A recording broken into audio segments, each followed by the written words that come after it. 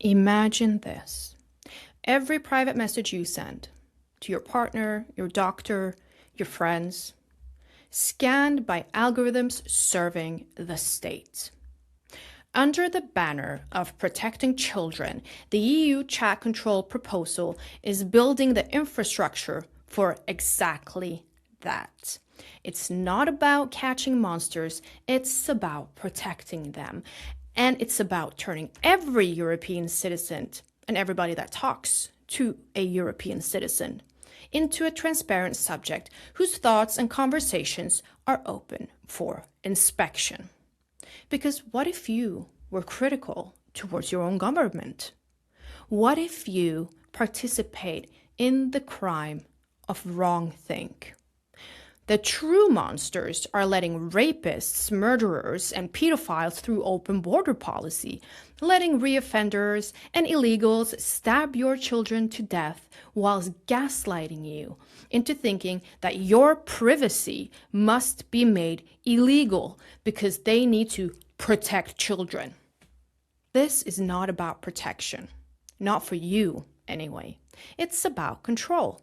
Controlling you, and it's happening right now while they hide behind the most powerful shield imaginable, our children. The proposal demands that platforms like WhatsApp, Signal, Telegram, and yes, even X automatically scan private communications for child abuse material. They claim it's targeted. But once the backdoors and scanning systems are built, encryption as we know it dies. Privacy evaporates.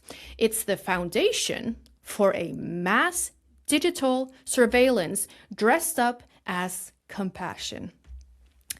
And history proves what happens next. Today's for the children is tomorrow's whatever the elites in power decide it should be.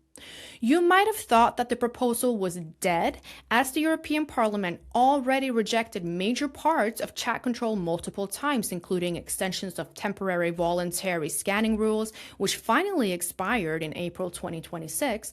But instead of listening to citizens and MEPs who said no, proponents keep bringing back this chat control proposal, repackaged, rebranded, revived like that annoying villain who refuses to die. And they push, pressure, and they refuse to accept defeat, as totalitarian people always do.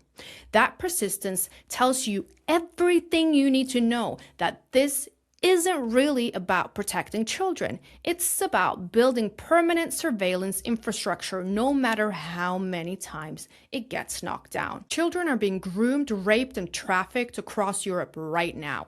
Grooming gangs have been operating for years in multiple countries, enabled by the same elites and their policies, fears of being labeled a racist, and authorities that are more focused on optics than on justice.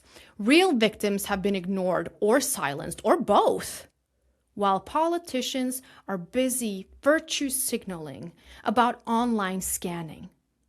Chat control will not fix any of our issues. It diverts the attention and resources from targeted policing, closed borders, remigration, and actually prosecuting predators. Instead, it builds a digital panopticon that watches everyone.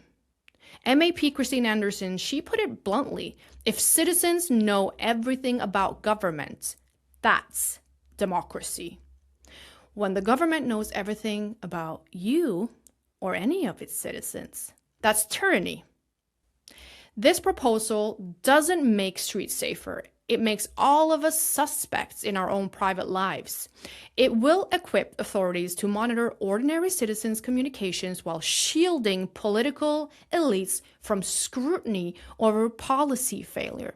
Look at platforms like X.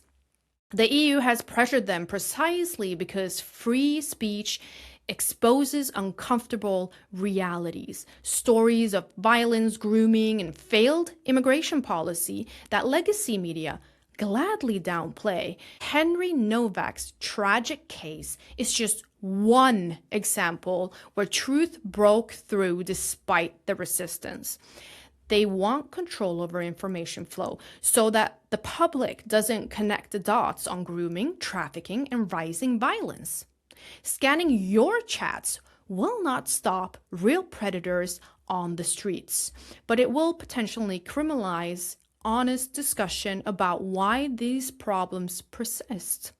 Civil liberties dies by 1,000 small cuts. Each so-called reasonable exception, each new infrastructure for the children expands until the system serves whomever holds power tomorrow. We've seen the pattern internationally. Europe risks the same.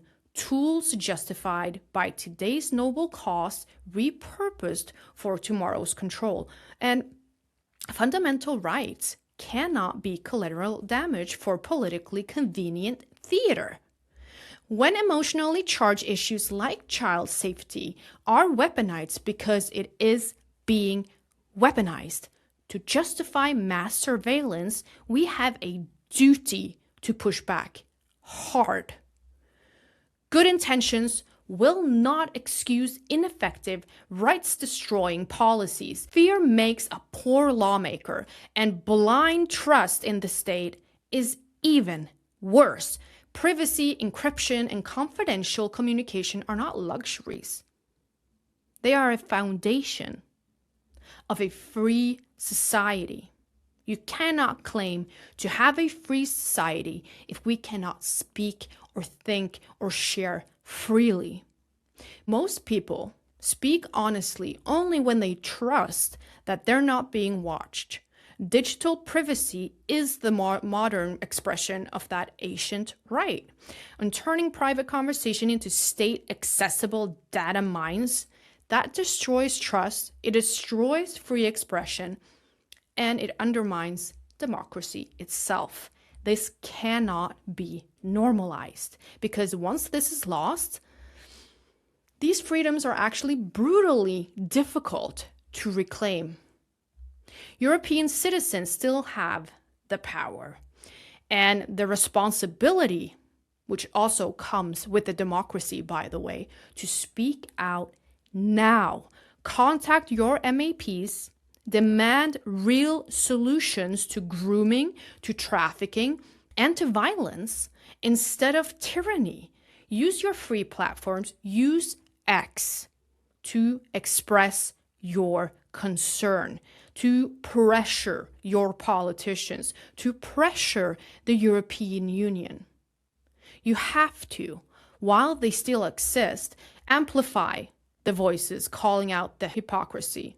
Democratic participation means more than voting every few years.